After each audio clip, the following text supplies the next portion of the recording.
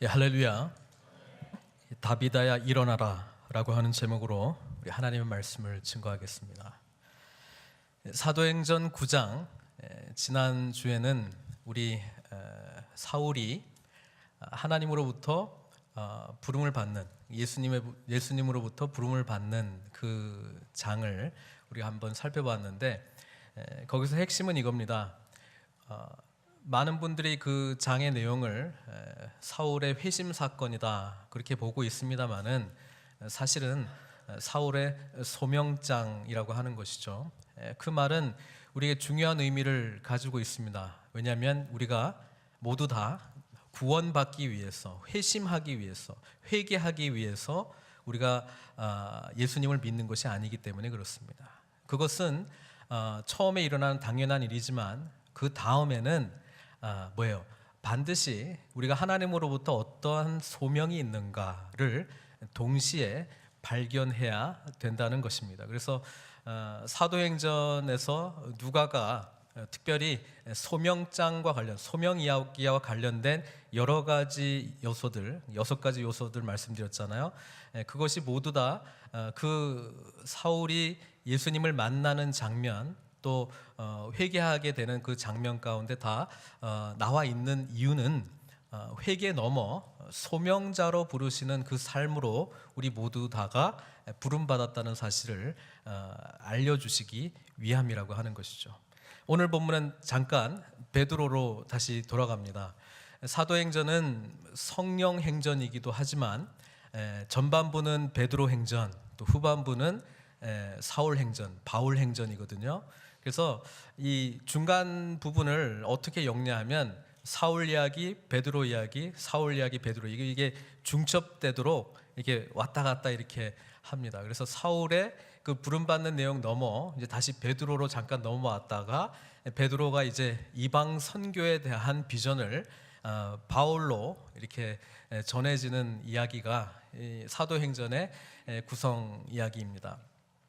그래서 오늘 저는 베드로가 이제 거의 베드로 이야기는 이제 끝 부분을 이제 향해 가고 있는데, 특별히 다비다라고 하는 다비다라고 하는 한 여제자를 예수님께서 죽은 이 여제자를 다시 살리는 이야기가 이 베드로에서 이 바울로 넘어가는 이 중간 연결고리에 굉장히 중요한 의미를 담고 있기 때문에 오늘 이 말씀 속에서 단순히 베드로가 사도이기 때문에 많은 이적들을 행했구나, 그 차원 넘어 하나님께서 오늘 우리들에게 어떤 말씀을 하시는가, 그것을 좀 한번 살펴보았으면 좋겠습니다.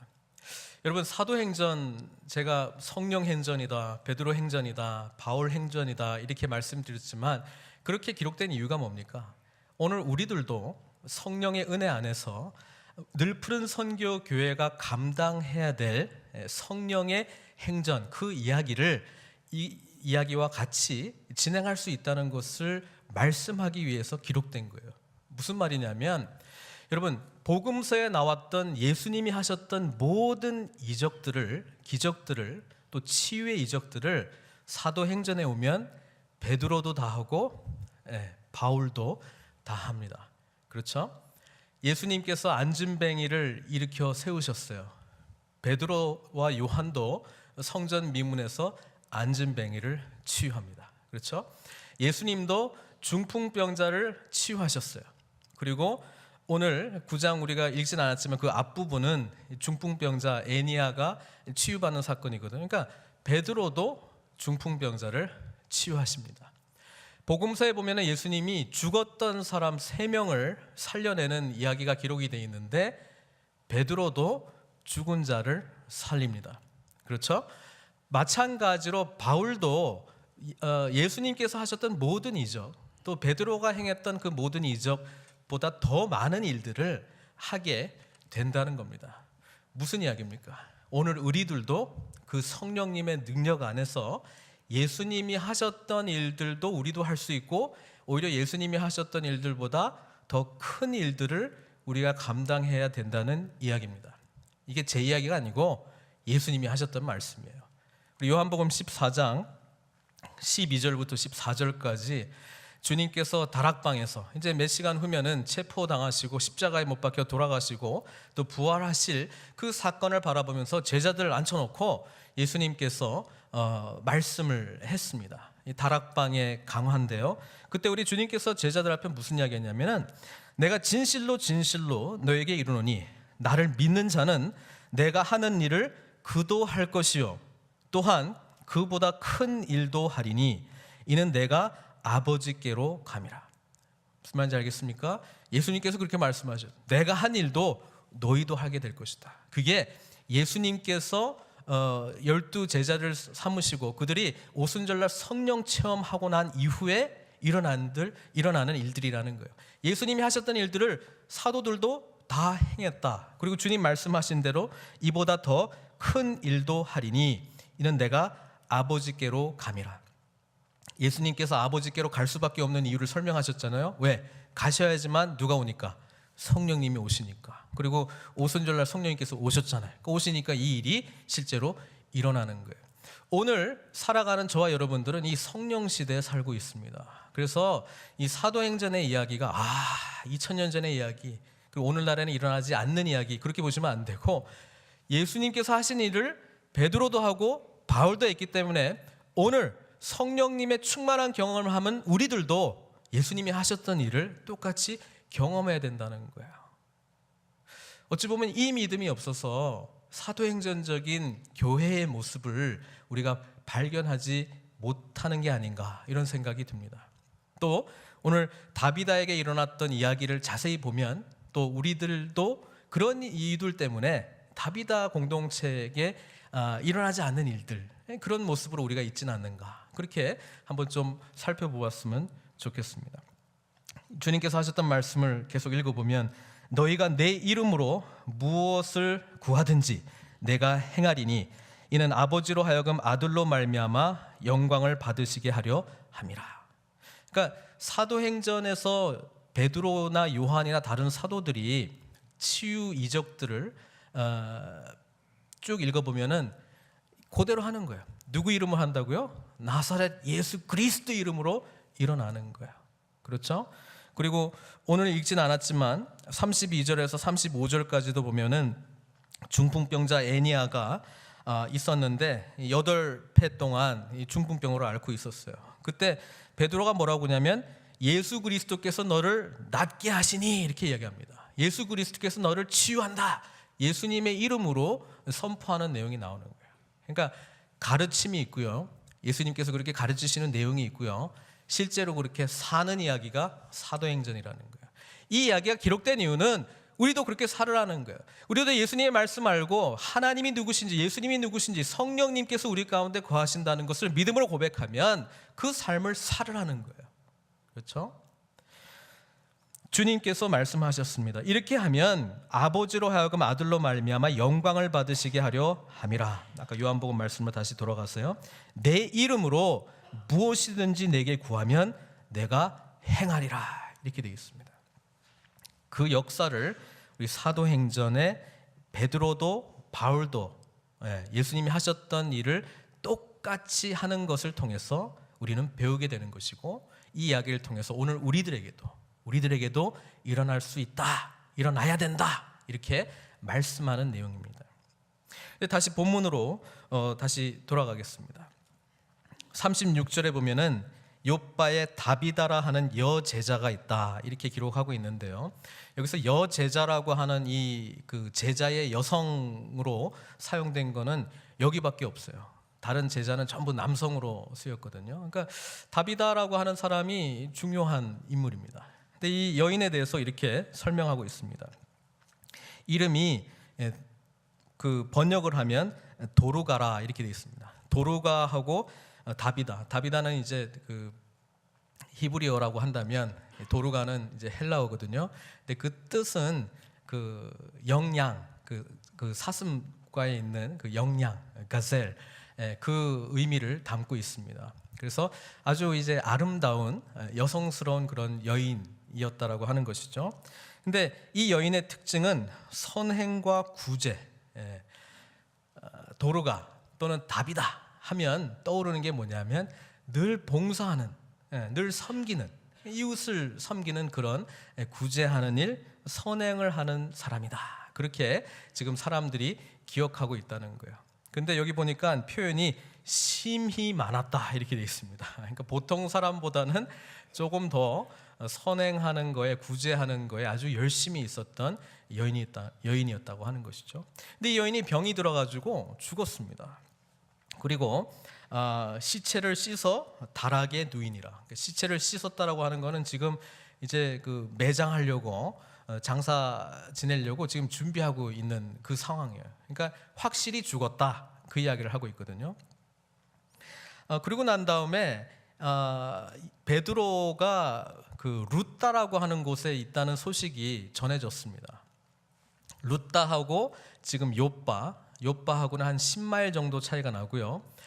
요빠는 항구 도시입니다. 항구 도시인데, 베드로가 지금 사도행전을 쭉 읽어보시면은 제자들이 이제 핍박받고 하면서 성령의 역사가 예루살렘, 유대, 사마리아 땅끝까지 이렇게 전해지고 있잖아요. 근데 그 중에 이제 베드로가 사마리아 땅에 복음이 전해졌다는 것을 알고, 이제 8장에 보면은 빌립 집사가 사역했던 것을 보고 또 그것을 이제 인정해주고, 또 이제 다른 데도 이제 돌아다니고, 지금 예수님 공동체가 이제 흩어졌는데 그 흩어진 공동체를 지금 신방 중에 있는 거예요.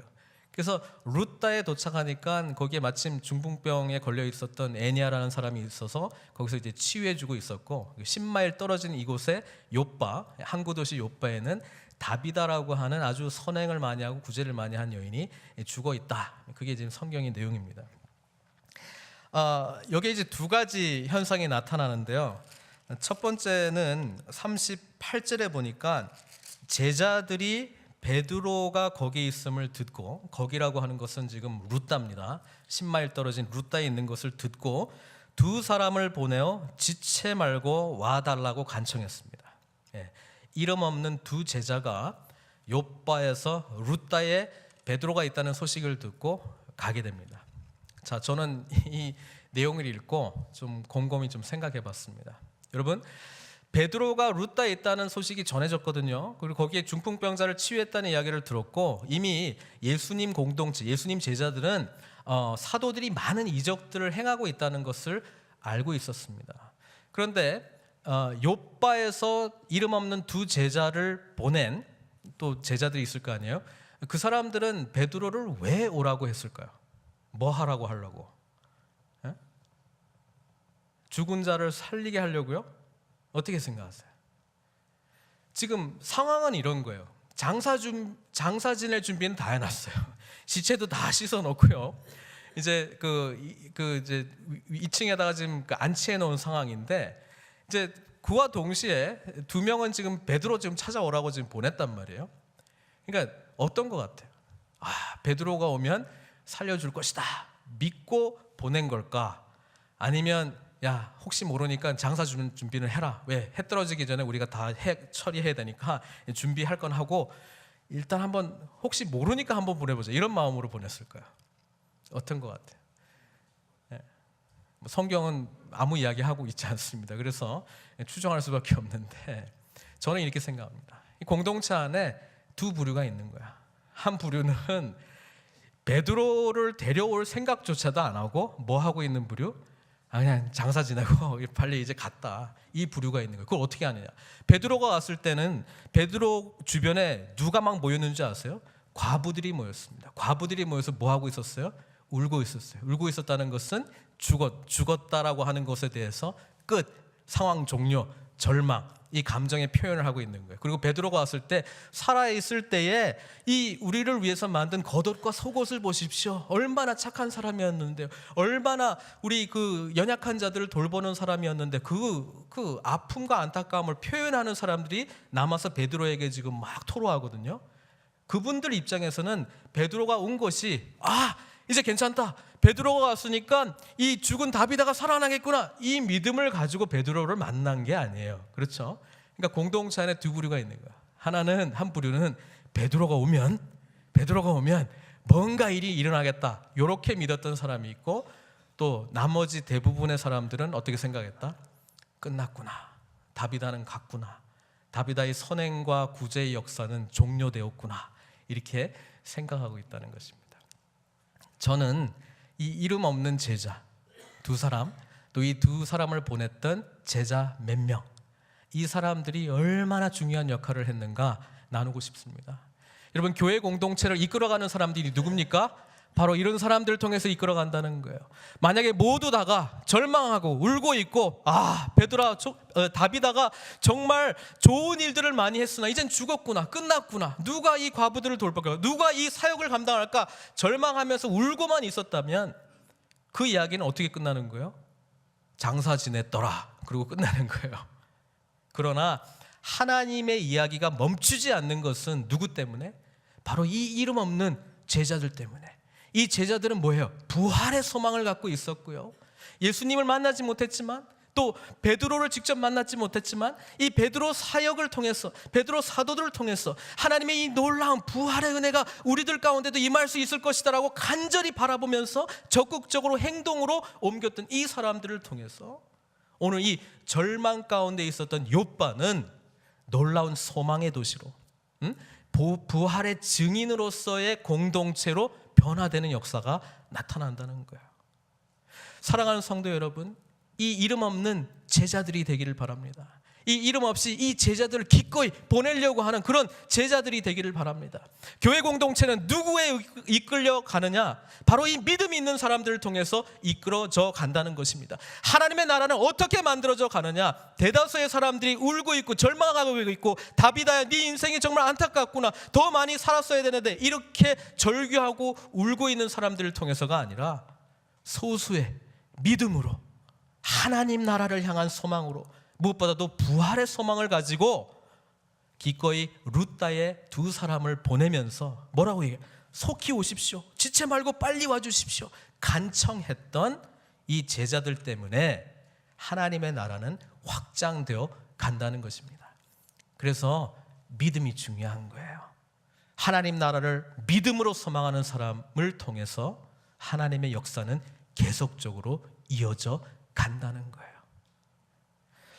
여러분, 이 제자들이 베드로를 만나서 지금 빨리 오십시오, 빨리 오십시오. 이미 다비다가 죽어 있고 몸이 씻겨져 있고 지금 뭐 상황 종료 상황임에도 불구하고 베드로를 속히 오라 이렇게 이야기합니다. 베드로가 일어나서 그들과 함께 갑니다. 그리고 이름에 그들이 데리고 다락방에 올라가니 모든 과부, 많은 선행을 했는데요, 그 초대 공동체에서는 유대인들이 정의했던 그 약자들이 있습니다. 그게 누구냐면 고아와 과부와 객입니다. 쉽게 말하면 부모 없는 자녀들, 그리고 남편이 없는 과부들. 왜냐하면 그때의 사회 구조로는 여인이 스스로 일을 해서 생활을 할 수 있는 방법이 없습니다. 그러니까 시집 잘 가는 게 잘 살아가는 거예요. 근데 남편이 죽어버리면 삶의 기반이 없어지는 거거든요. 그러니까 굉장히 불쌍한 사람이고, 또 부모 없는 사람은 더 그렇겠죠. 그리고 객, 이건 나라도 없고 떠돌이 인생을 살아가는 사람들. 그래서 레위기에도 보면은 그 사람들을 위해서 밭에 이 코너는 반드시 그 수확하지 말고 내버려 둬라. 왜? 그 사람들이 이렇게 거기에 있는 거라도 먹으면서 살아갈 수 있도록 하나님께서 배려해 주시잖아요. 또 뭐 이삭을 줍다가 떨어뜨린 것 다시 이렇게 악착같이 줍지 말라. 왜? 그런 사람들이 와서 이삭 줍기라도 해서 살아갈 수 있도록 배려해라. 그러니까 하나님은 늘 약자들을 향한 마음이 늘 있었다는 거예요. 그리고 사도행전에 보면은 교회가 생겨 나갈 때에 무슨 일 때문에 처음에 다퉜다라고 나옵니까? 과부 때문에, 과부 명단에 헬라파 유대인들의 과부 명단이 히브리파 과부 명단에 포함되어 있지 않는 것 때문에 갈등이 일어났습니다. 왜? 초대교회는 폭발적으로 부흥했는데 대부분이 이 디아스포라 유대인들이 많이 믿고 들어왔거든요. 근데 그들 안에 과부들이 많이 있었다는 거예요. 근데 중심 지도력은 히브리파 유대인들이 잡고 있으니까 헬라파 유대인들이 뭘 걱정하고 있는지, 또 누가 과부인지 파악도 안 되고 있는 거예요. 그러니까 초대교회 그 갈등이 있었는데 결국 리더십을 헬라파 유대인들 7집사 세우면서 그게 해결이 됐잖아요. 그러니까 초대교회는 처음부터 이웃 사랑, 약자들을 배려하고 사랑해야 된다라고 하는 개념이 있었다는 거예요. 그러니까 이 다비다가 나는 여인인데 내가 할 수 있는 게 뭘까? 보니까 이게 옷 만드는 거를 잘한단 말이에요. 그러니까 이것을 내가 이웃을 위해서 쓰리라. 얼마나 귀한 마음이에요. 그렇죠? 이 선행과 구제가 심이 많아서 거기 요바에 있는 모든 과부들이 모여서 베드로 앞에 이 다비다가 얼마나 우리에게 사랑을 베풀었는지 그냥 자랑과 함께 이 슬픔을 엄청나게 지금 토로하고 있는 모습을 보게 됩니다. 저는 이 장면을 읽으면서 우리 믿는 사람들은 죽을 때 이렇게 죽어야 되는 거예요. 그렇죠? 우리 믿는 사람의 평가는 죽을 때 결국 나타나는 거 아니겠습니까? 하나님을 얼마나 많이 사랑했느냐, 이웃을 얼마나 많이 사랑했느냐, 그 남아서 슬피 우는 사람들을 통해서 우리는 그 하나님의 사랑과 이웃 사랑의 모습이 평가되지 않았겠습니까? 그러나 저는 그 눈으로 여기를 보고 싶지는 않고요, 뒤집어서 부활 신앙을 갖지 못한 연약한 공동체의 모습으로 이 모습을 바라보고 싶습니다. 여러분, 베드로가 와가지고 제일 먼저 하는 게 뭐냐면 이 울고 있는 사람들, 이 모든 사람들 문 밖으로 나가라 이렇게 이야기합니다. 왜? 예수님은 생명인데, 예수님은 부활인데, 예수님은 진리인데 진리도 부활도 생명도 인정하지 않고 슬피 우는 이 사람들은 여기에 합당하지 않다는 것을 말씀하고 있는 거예요. 쫓아내는 거예요. 그리고 죽음 앞에 생명 증인으로서의 베드로가 만납니다. 근데 이 장면을 쭉 읽어보면은요, 아까 제가 사도행전은 우리 주님께서 하셨던 일을 그대로 제자들도 한다고 말씀드렸는데 예수님이 하셨던 어떤 치유 사건과 너무나도 유사하지 않습니까?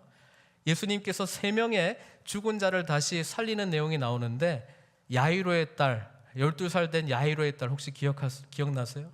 얼마나 비슷합니까? 두 이야기 똑같이 급박하게 이 종들을 보내가지고, 여기선 제자들인데요, 예수님을 빨리 오라고 이야기를 합니다. 두 사건 다 여인이 죽었습니다. 그렇죠? 두 사건 다 그 통곡하면서 절망하고 우는 사람들이 있었습니다. 두 사건 다 예수님께서도 다 방에서 나가라고 했고, 두 사건 다 베드로도 지금 나가라고 지금 이야기합니다. 두 사건 다 예수님이 별 이야기 안 했어요. 뭐 기도를 막 1시간씩 2시간씩 한 게 아니고 딱 2마디 했어요.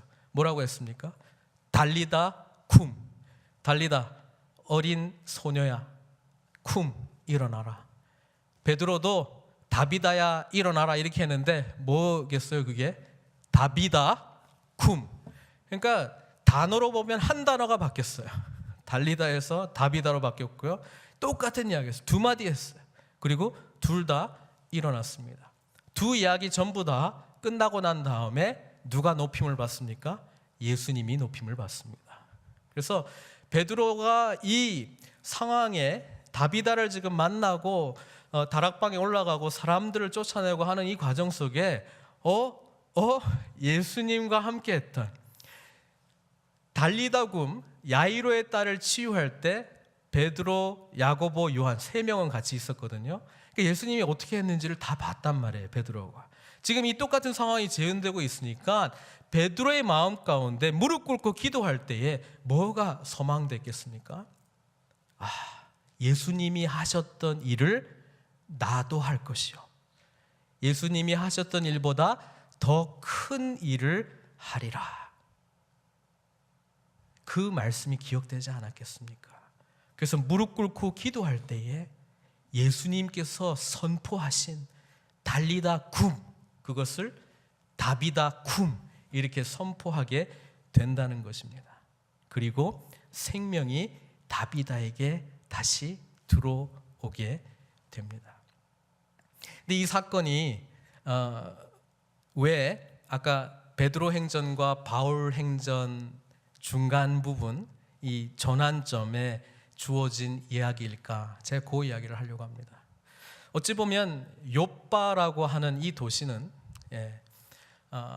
구약 시대에는 중요한 항구 도시였습니다. 그러나 로마가 이 팔레스타인 지역을 지배하게 될 때는 그 위쪽에 새로운 항구 도시를 지었어요. 그게 어디냐면 가이사랴입니다. 가이사랴. 가이사랴는 시저가 가이사잖아요. 그러니까 가이사의 이 도시의 이름을 짓고 거기를 중심으로 해서 로마 세계가 이제 해상으로 연결이 됩니다. 요빠는 그 밑에 있는데 구약에서는 화려한 영광으로 중요한 도시였지만은 이제는 좀 어떻게 보면 별 볼일 없는 도시가 되는지도 몰라요. 사람들이 핍박받을 때 예루살렘에서 다들 어디론가 도망갔는데 이 요빠로 도망온 믿음의 공동체가 있었습니다. 그때 다비다는 자신이 예수 믿는 여제자로서 자기가 할 수 있는 최선의 삶을 살았어요. 내가 할 수 있는 게 뭘까? 점검해 보니까 내가 옷 만드는 일을 잘하네.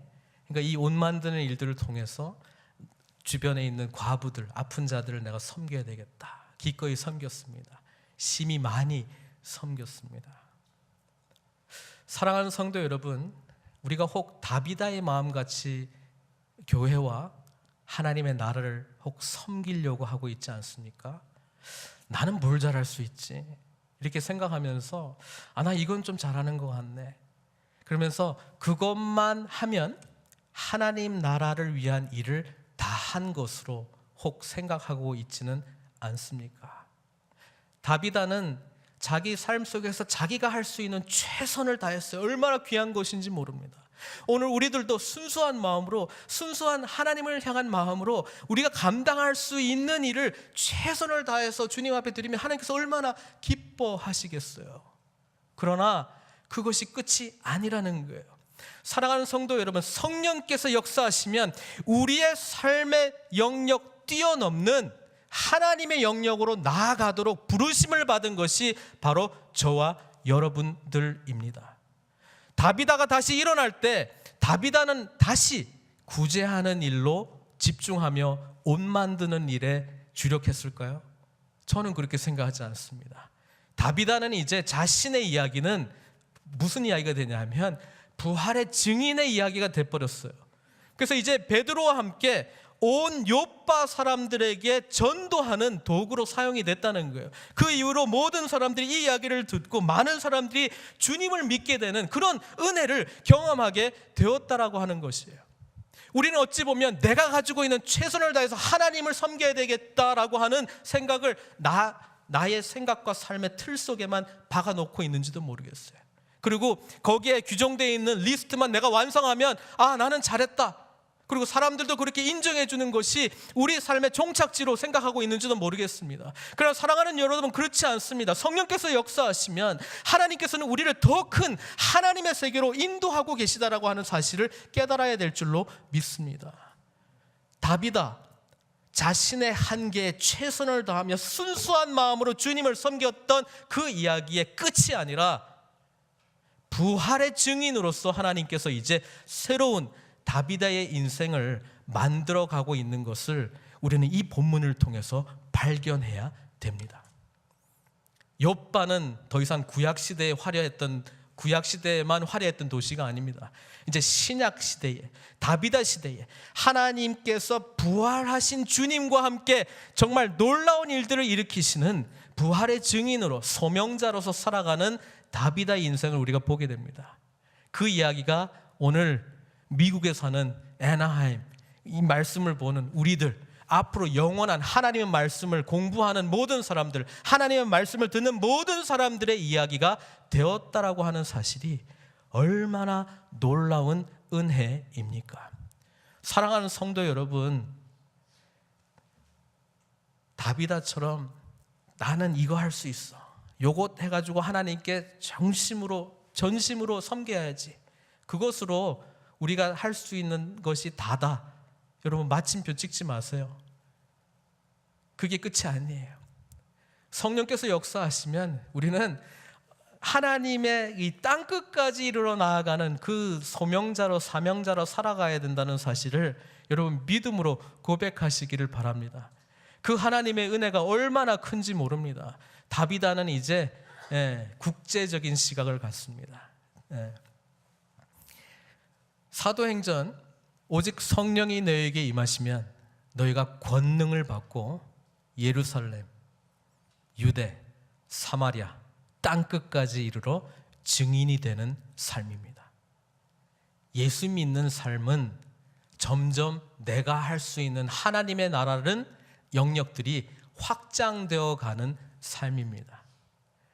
다비다는 이제 자신의 믿음의 형제들 안에서 구제가 필요한 자들을 위해서 쓰임받은 그 헌신의 영역 넘어 부활의 증인으로 온 요바뿐 아니라 오늘날 훨씬 2000년이 지난 오늘 우리들에게도 부활의 증인으로 살아 있다는 사실입니다.